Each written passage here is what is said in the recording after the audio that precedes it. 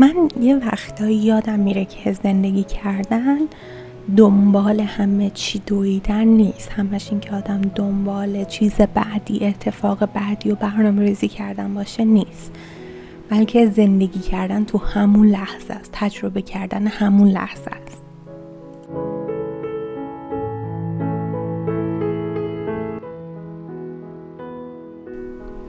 الان گفتم بعضی وقتا یادم میره، ولی در واقعیت همیشه یادم میره. تعداد وقتایی که یادمه که باید همون لحظه رو زندگی کنم خیلی کمتر از وقتاییه که یه چیزی پس ذهنمه، منتظر یه چیزی هم یا دارم پس ذهنم برای یه چیزی برنامه ریزی میکنم.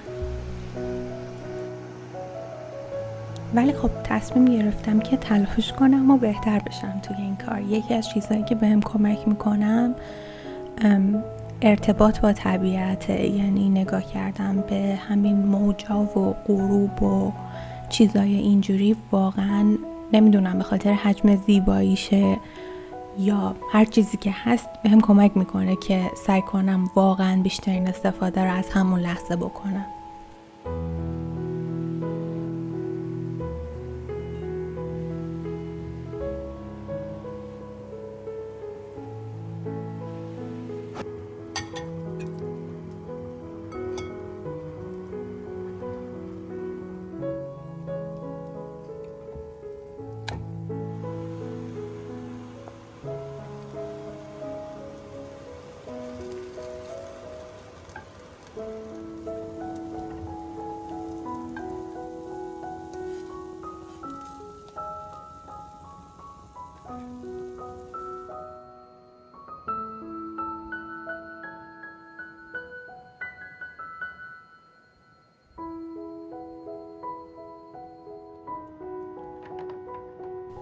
یکی از کارهایی که خیلی دوست دارم کاشتن ریحون و نعنا و سبزی‌ها که اینجوریه که زودتر میاد، به خاطر اینکه هم پروسه رشدشون خیلی بامزه است، هم صبر خیلی زیادی نمیخواد، هم چیزای مصرفیه. یعنی خیلی حس بامزه‌ایه که مثلا از نعنایی که خودت کاشتی استفاده کنی یا از ریحونی که خودت کاشتی برای چه میدونم پاستا و پیتزا و این چیزا استفاده کنی.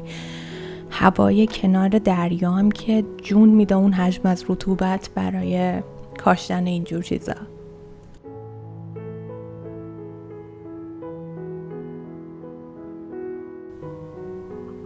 همونقدر که سبزی کاشتن رو دوست دارم، کلن باغبونی و کار با گل و گیاه رو دوست دارم، از سبزی پاک کردن متنفرم. کاریه که نه دوست دارم نه توش خوبم.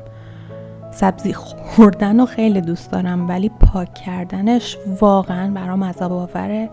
نمیفهمم که مامانم چجوری این کار رو انجام میده.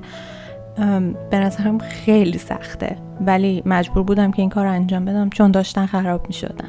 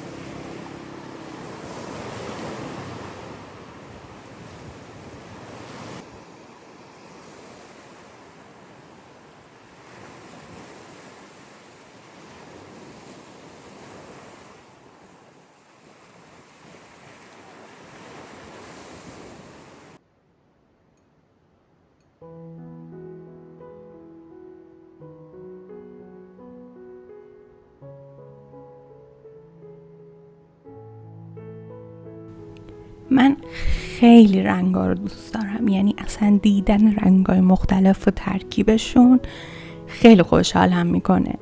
به خاطر همین آبرنگ یکی از چیزاییه که با اینکه نقاشیم خوب نیست ولی دوستش دارم. در طول روزم که تقریبا 1-2 دفعه برق میره، آدم تو گرما باید یه جوری خودش رو سرگرم کنه.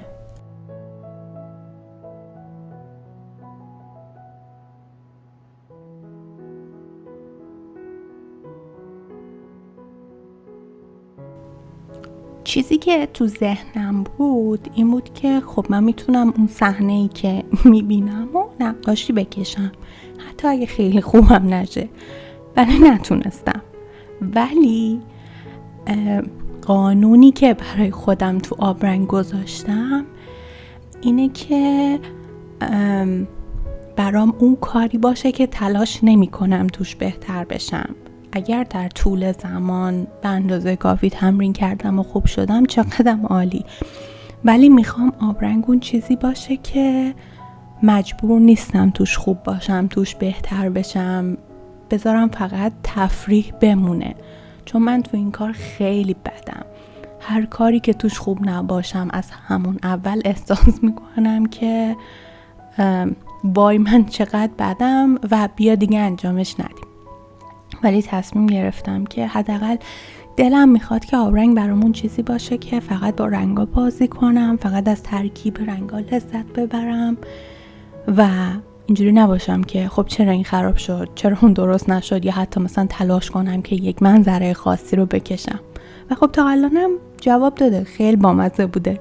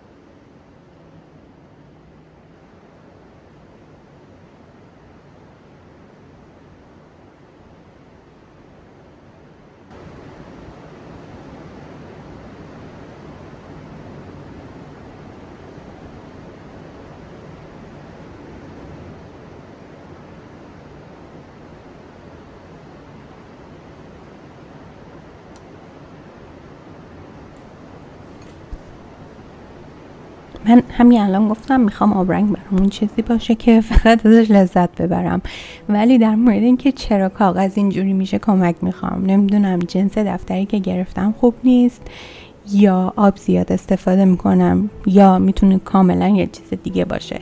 در این مورد اگر کسی میتونه کمکم کنه استقبال میکنم.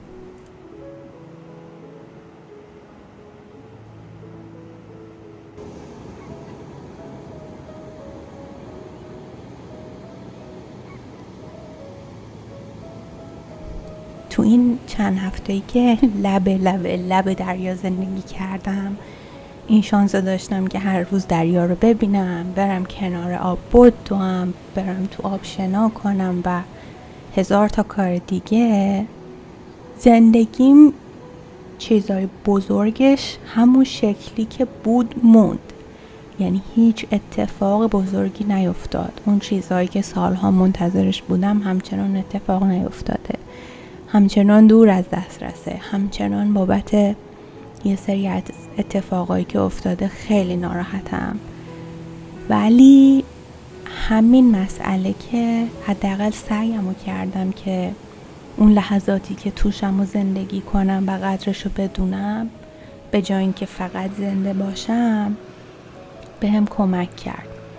اینکه هر روز غروب یه شکل متفاوت بود، موجای دریا هیچ وقت تکراری نیستن، اینکه زندگی همون لحظه هاییه که داره میگذره، نه اون چیزی که در آینده قرار اتفاق بیفته. چون که مخصوصا به عنوان جوان ایرانی آینده خیلی نامعلومه، آدم خیلی کنترلی نداره روش. به خاطر همین شاید نمیدونم، شاید اگر آدم سعی کنه که همون لحظه‌ای که داره رو زندگی کنه، حداقل بعدش قصه نخوره که اون چیزی که باید رو اون موقع که حداقل میتونستم زندگی کنم زندگی نکردم و انقدرم انرژیش گرفته نمیشه که حتی برای آینده هیچ امیدی نداشته باشه.